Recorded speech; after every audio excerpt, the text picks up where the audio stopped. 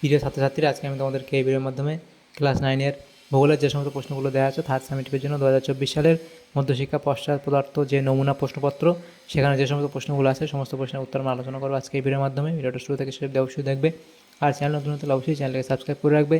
আর আমাদের যে play list আছে সেই প্লে লিস্ট থেকে তোমরা এর বাকি যে স্কুলগুলো ছিল ক্লাস 9-এর ভূগোলের সমস্ত স্কুলের প্রশ্নগুলো দেওয়া আছে সেগুলো তোমার প্লে লিস্ট থেকে দেখে নেবে। আজকে আমরা মধ্যশিক্ষা পশ্চাতের যে পদার্থ প্রশ্ন সেগুলো আমরা আলোচনা করব। তো দেখো, এখানে বিভাগ কয়ের মধ্যে যে প্রশ্নগুলো আছে, এখানে 14টা এমসিকিউ টাইপ প্রশ্ন দেওয়া হয়েছে। তো প্রথমে যে এমসিকিউ টাইপ প্রশ্নগুলো এখানে দেওয়া হয়েছে, দেখো একের দাগে কী বলা আছে, সঠিক বিকল্পগুলি থেকে ঠিক উত্তর নির্বাচন করে লেখো। তো একের দাগে একে বলা আছে উঁচু স্থান থেকে দিগন্ত রেখাকে দেখতে লাগে, এটা হবে কি বৃত্তাকার। এরপরে পৃথিবীর 2 মেরুতে আবর্তনের গতিবেগ হলো প্রায় 0 কিমি পার ঘন্টা। যে তারিখে ছায়াবৃত্ত প্রতিটি সমাক্ষরেখাকে সমান 2টি ভাগে ভাগ করে তা হলো 21শে মার্চ। এরপরের প্রশ্ন দেওয়া হচ্ছে ভারতের প্রমাণ সময় নির্ধারক দ্রাঘিমারেখা প্রদত্ত যে শহরের ওপর দিয়ে বিস্তৃত তা হলো এলাহাবাদ। মূলত চ্যুতির ফলে সৃষ্টি হয় কি, এটা হবে স্তূপ পর্বত। এরপরের প্রশ্ন একটি ব্যবচ্ছিন্ন মালভূমির উদাহরণ হলো, তো এখানে কি হবে, মেঘালয় মালভূমি। এরপরে প্রশ্ন জৈবিক আবহবিকারের একটি ফলাফল হলো, এটা হবে শিলায় উদ্ভিদের শিকড়ের প্রবেশজনিত ফাটল। এরপরে প্রশ্ন দেখো, যেটা বলা হচ্ছে যে রাসায়নিক আবহবিকার প্রক্রিয়ায় চুনাপাথরযুক্ত অঞ্চলে গর্ত সৃষ্টি হয় তা হলো, তো এখানে হবে কি কার্বনেশন, অর্থাৎ অপশান বি হবে সঠিক উত্তর। এরপরের প্রশ্ন দেওয়া যেটা দেওয়া হয়েছে সেখানে কি বলা হয়েছে, ঘূর্ণিঝড়ের বিপর্যয়ের আকার ধারণ করার সম্ভাবনা থাকে ভারতের, তো এখানে কী হবে, জনঘনত্বপূর্ণ উপকূল অঞ্চলে, মরু অঞ্চলে, দাক্ষিণাত্য মালভূমি অঞ্চলে নাকি পূর্বের উচ্চভূমিতে, ওটা অপশান এ। এরপরে প্রশ্ন একটি অপরিচালিত শক্তির উৎসের উদাহরণ হলো কি, ভূতাপ শক্তি। তো এরপরে প্রশ্ন দেখো, যেটা বলা হয়েছে একটি কয়লা খনি অঞ্চলের নাম হলো কি, ঝরিয়া। প্রদত্ত যে জেলাটি পশ্চিমের মালভূমির অন্তর্ভুক্ত তা হলো, তো এখানে হবে পুরুলিয়া। এরপরে প্রশ্ন কি বলা হয়েছে দেখো, সেটা বলা হয়েছে উত্তরবঙ্গের অর্থনীতির মূল স্তম্ভ হলো কি, চা শিল্প। এরপরে প্রশ্ন বৃহৎ স্কেলের মানচিত্র হলো অপশান সি। এরপরে প্রশ্ন বিভাগ ক্ষয়ের মধ্যে যে সমস্ত প্রশ্নগুলো আছে এখানে ঠিক ভুল নির্ণয় করতে পারো। দেখো নিচের নির্দেশ অনুযায়ী নিম্নলিখিত প্রশ্নগুলি উত্তর দাও। প্রথম প্রশ্ন নিচের বিবৃতিগুলি সত্য হলে ঠিক এবং অসত্য হলে ভুল লেখো, যে কোনো 6টি। তো প্রথম প্রশ্ন পৃথিবীর আকৃতি পৃথিবীর মতো, এটা কি বলা হয়, এটা ঠিক হবে। এরপরে প্রশ্ন নিরক্ষরেখা ও মেরুতে পৃথিবীর আবর্তন বেগ একই থাকে, এটা এখানে ভুল বলা হয়েছে।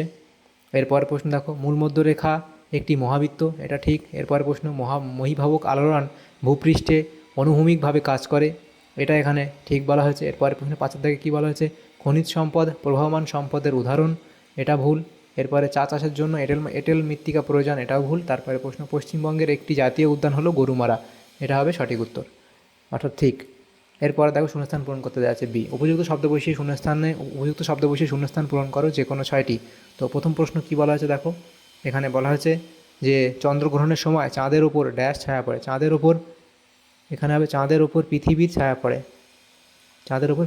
নেক্সট প্রশ্ন দেখো ড্যাশকে নিশীথ সূর্যের দেশ বলা হয়,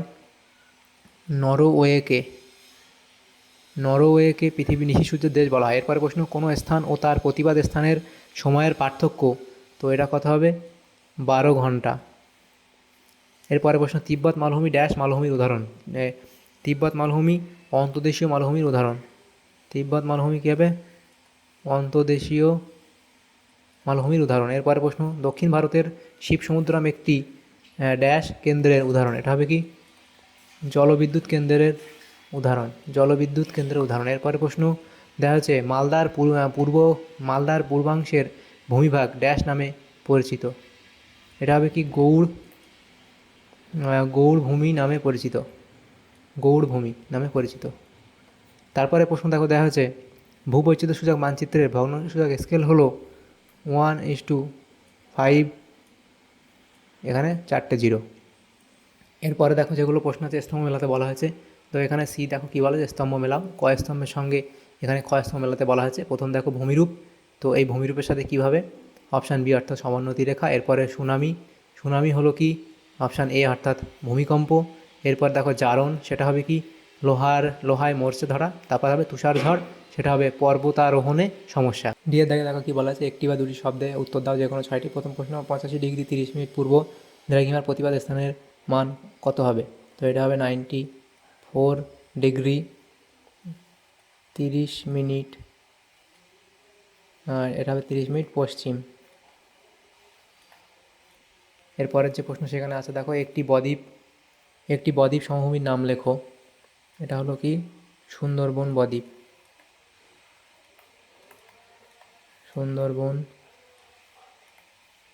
বদ্বীপ। এরপরে প্রশ্ন দেওয়া আছে, আবহবিকার ও ক্ষয়ভবনকে একত্রে কি বলা হয়? এটা হবে কি নগ্নিভবন বলা হয়। এরপরে আছে, গ্রানাইট শিলা গঠিত অঞ্চলে কী ধরনের আবহবিকার দেখা যায়? এটা হবে যান্ত্রিক আবহবিকার দেখা যায়, যান্ত্রিক আবহবিকার দেখা যায়। এরপরে প্রশ্ন, চিত্রকলাকে কোন শ্রেণীর সম্পদ অন্তর্ভুক্ত করা যায়? এটা হবে মানবসৃষ্ট সম্পদ, মানবসৃষ্ট সম্পদ। এরপরে প্রশ্ন আছে, পূর্ব ভারতের একটি তাপবিদ্যুৎ কেন্দ্রের নাম লেখো। পূর্ব ভারতের একটি তাপবিদ্যুৎ কেন্দ্রের নাম হলো কি বক্রেশ্বর তাপবিদ্যুৎ কেন্দ্র, বক্রেশ্বর তাপবিদ্যুৎ কেন্দ্র। এরপরে প্রশ্ন আছে, জনসংখ্যার বন্টন কোন ধরনের মানচিত্রের সাহায্যে প্রকাশ করা হয়? এটা হবে ডট মানচিত্র, ডট মানচিত্র। এরপরে প্রশ্ন, ভারতের ভূবৈচিত্র্যসূচক মানচিত্র প্রস্তুতকারী সংস্থার নাম কি? এটা হবে জিওলজিক্যাল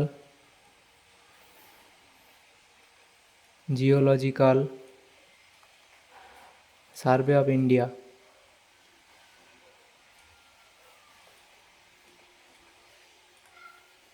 এরপরের যে প্রশ্নগুলো আছে দেখো, বিভাগ গয়ের মধ্যে, সেখানে আমাদের 6টা প্রশ্ন উত্তর করতে হবে, 2 নম্বর করে আছে, 12 নম্বর দেওয়া আছে। তো ওখানে অথবা দিয়ে প্রশ্ন আছে, সেগুলো উত্তর করতে হবে, বিকল্প প্রশ্ন। তো দেখো নিচের প্রশ্নগুলির সংক্ষিপ্ত উত্তর দাও। প্রথম প্রশ্ন, গ্লোবাল পজিশনিং সিস্টেম কী অর্থাৎ জিপিএস কী, সেটা তোমরা লিখবে। এরপরে আছে অথবা দিয়ে প্রশ্ন ছিল, আন্তর্জাতিক তারিখ রেখার গুরুত্ব নিরূপণ করো, সেটা তোমরা লিখবে। ছায়াবৃত্ত কাকে বলে লিখে দেবে। অথবা দিয়ে প্রশ্ন ছিল, সূর্যের আপাত দৈনিক গতি কাকে বলে।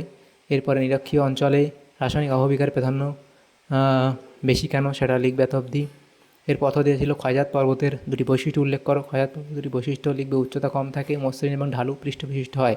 ভারতের 2টি ধস প্রবণ অঞ্চলের নাম হলো হিমালয় পর্বত অঞ্চল এবং উত্তরাখণ্ড।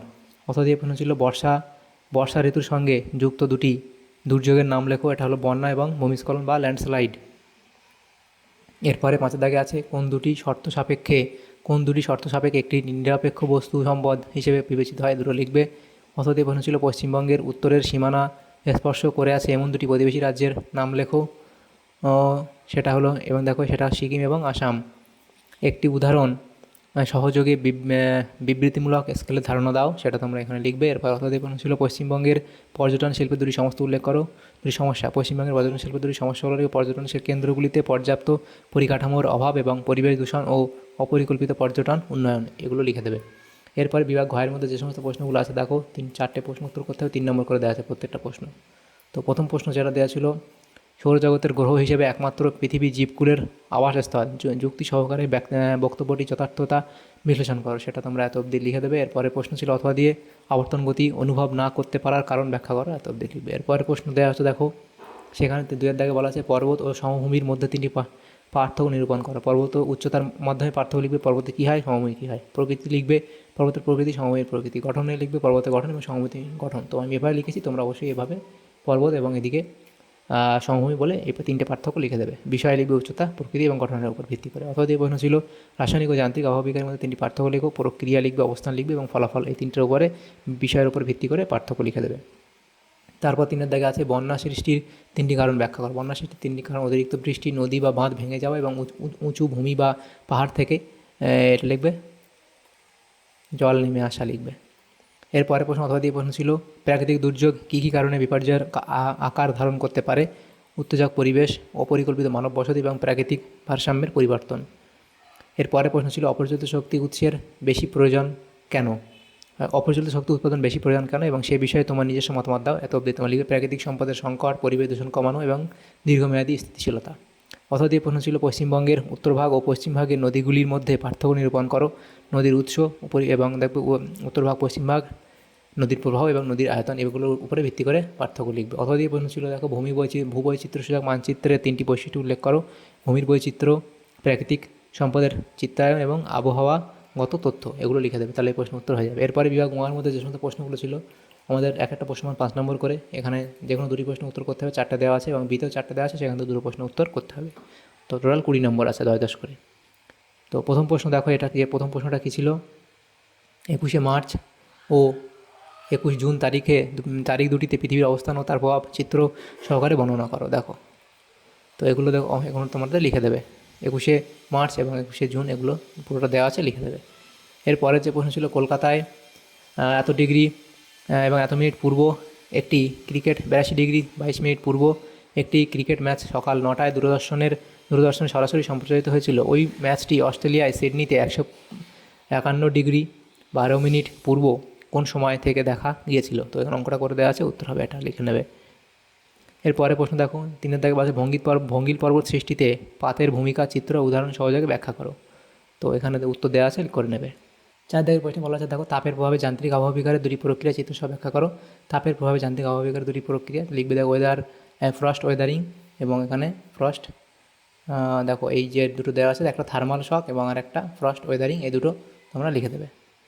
এরপরে প্রশ্ন দেখো, বিয়ের দাগে বলা আছে যে কোনো 2টি প্রশ্ন উত্তর। প্রথম প্রশ্ন, আকরিক লোহা ও খনিজ তেলের ব্যবহারিক গুরুত্ব বিশ্লেষণ করো। সেখানে আকরিক লোহার ব্যবহারিক গুরুত্ব লিখবে এবং এখানে খনিজ তেলের ব্যবহারিক গুরুত্ব দেওয়া আছে, সেও দুটো লিখে দেবে।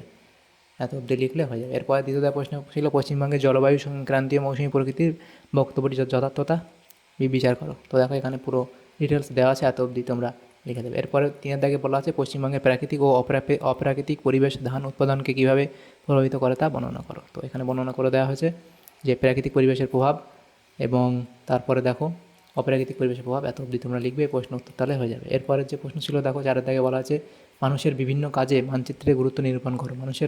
মানচিত্রের গুরুত্ব মানুষের বিভিন্ন কাজে, সেখানে দেখো ভৌগোলিক দৃষ্টিকোণ, ভূ রাজনৈতিক পরিকল্পনা, পরিবহন এবং যোগাযোগ, দুর্যোগ ব্যবস্থাপনা, কৃষি ও ভূমি ব্যবহার।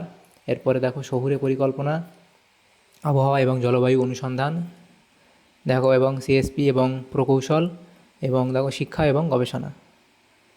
তো এই পয়েন্টগুলো তোমরা লিখবে। তো শুধু এখানে প্রকৌশল লিখলেও হবে। এরপরে দেখো আমাদের এখানে এই সমস্ত প্রশ্নগুলো ছিল, অর্থাৎ আমাদের যে টোটাল যে পশ্চাৎ নমুনা প্রশ্নের যে সমস্ত প্রশ্নগুলো ছিল সমস্ত প্রশ্ন উত্তর আমরা আলোচনা করলাম আজকে এই ভিডিওর মাধ্যমে ক্লাস 9-এর ভূগোলের। তো তোমার যদি সামান্যতম উপকার এসে থাকে থার্ড সামেটিভের জন্য, তো অবশ্যই চ্যানেলটাকে সাবস্ক্রাইব করে রাখবে। Thanks for watching.